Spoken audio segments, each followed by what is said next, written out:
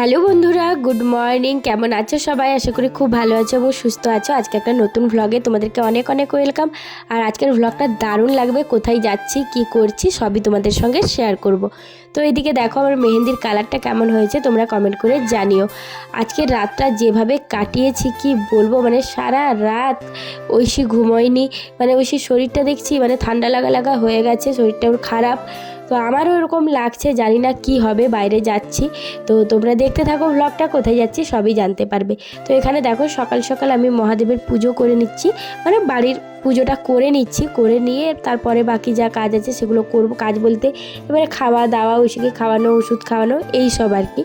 তো আমি না নিজের হাতটা শাঁকা পোলা ছাড়া দেখি না, তো আজকে যেন কেমন একটা লাগছে। তো মেহেন্দি করেছিলাম বলে বাধ্য হয়ে খুলতে হয়েছিল। তো আবার পরে নেব, মানে এগুলো সব কাজটা সেরে নিয়ে যে গোপালকে খেতে দিয়ে দিয়েছি, দুদিন থাকবো না। তো সেই কারণে গোপালকে বললাম যে বাবা তুমি ঘরটা দেখে রেখো।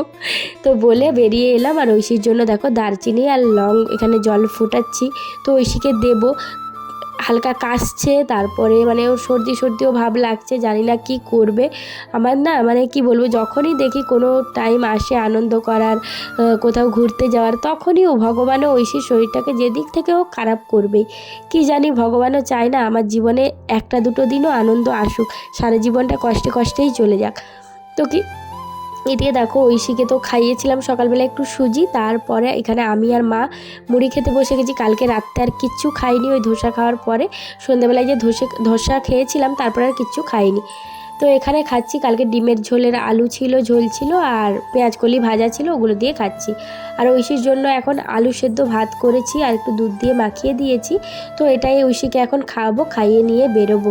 আর যত টাইম যাচ্ছে আমার মেহেন্দির কালারটা এত ডিপ হচ্ছে কি বলবো।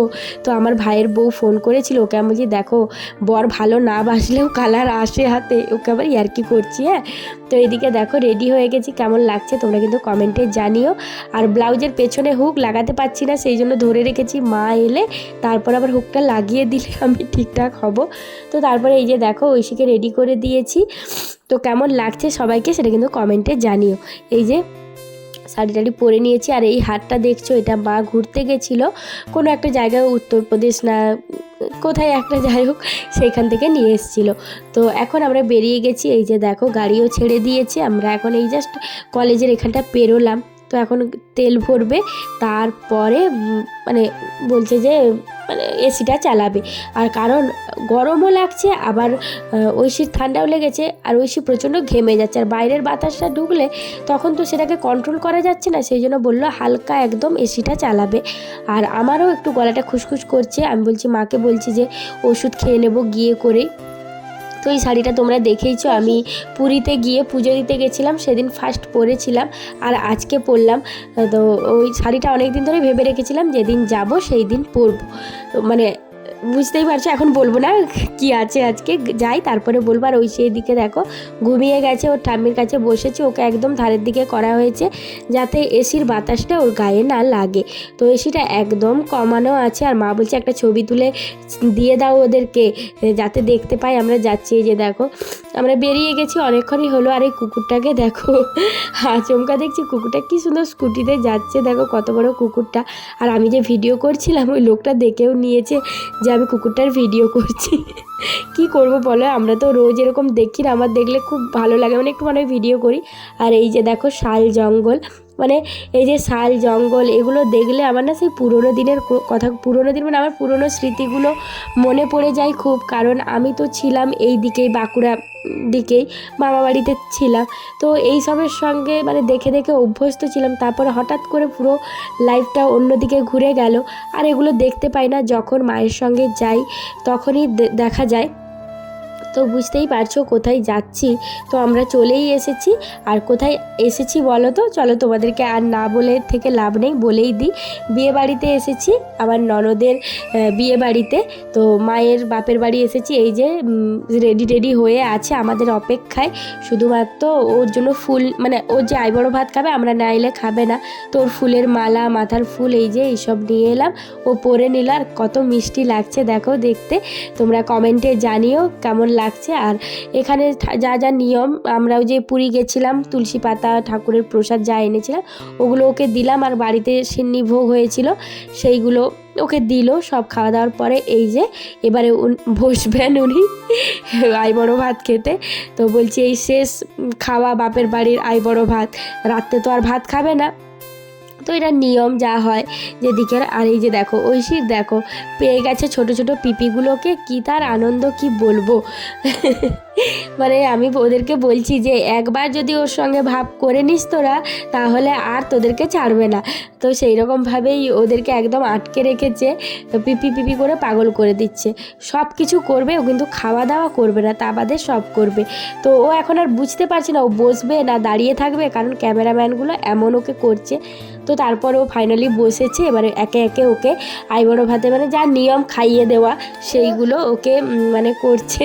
এই যে এটা হচ্ছে ছোট মামিমা, মানে ওর ছোট কাকিমা, তো ওকে ফার্স্ট পায়েস খাইয়ে দিচ্ছে।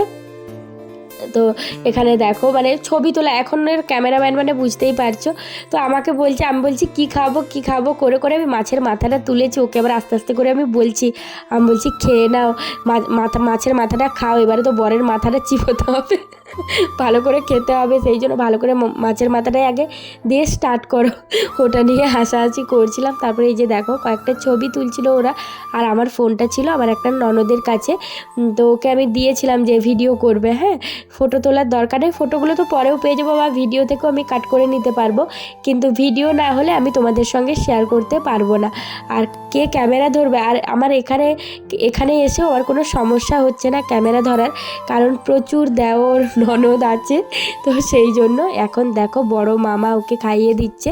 আমাদের কিন্তু বাড়ির নিয়মে, মানে আমার বাপের বাড়ির নিয়ম হচ্ছে মা বাবা খাইয়ে দেওয়া বলো দেখা বলো এগুলো চলে না, কিন্তু এখানে ওই নিয়মটা নেই, এখানে মানে মা বাবা খাইয়ে দিতে পারে।